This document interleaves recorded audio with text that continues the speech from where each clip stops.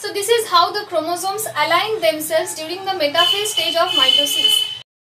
And now what happens? These chromosomes or the sister chromatids, these are called the sister chromatids.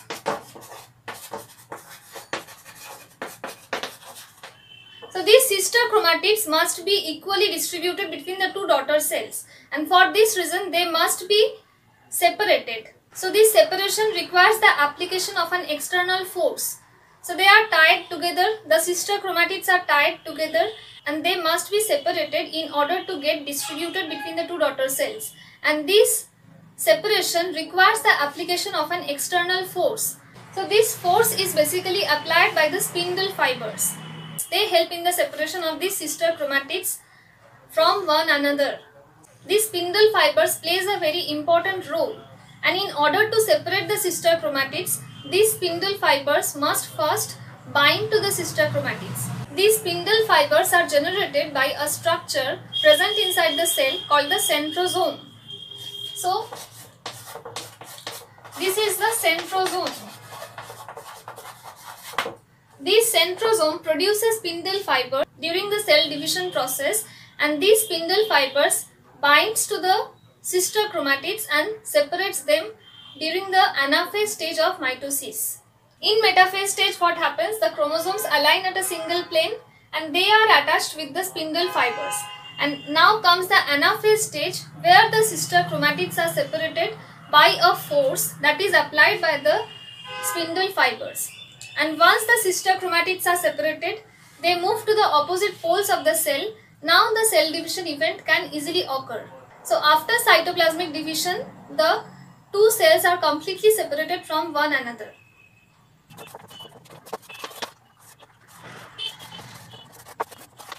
So if we zoom into the structure of the chromosome during the metaphase stage, what will we see?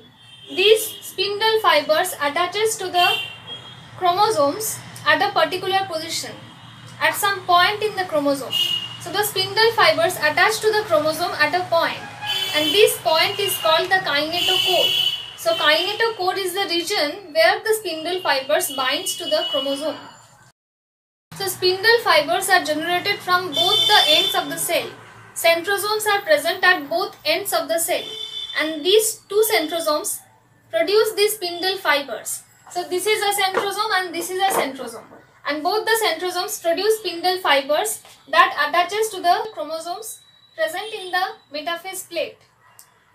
So these spindle fibers that are produced from the opposite direction applies an equal force on the chromosomes.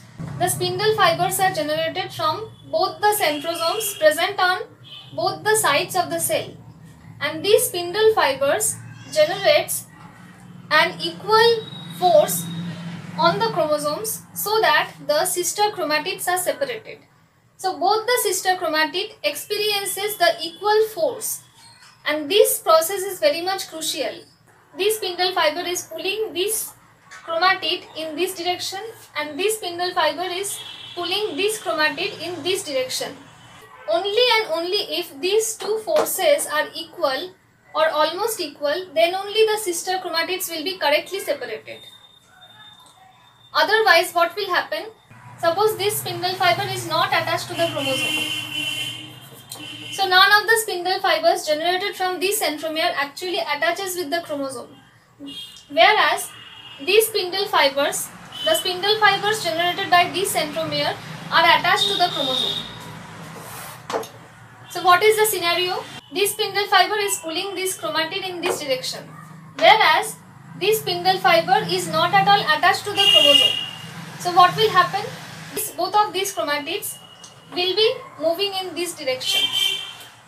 Both the chromatids will be moving in this direction because there is no force in this side.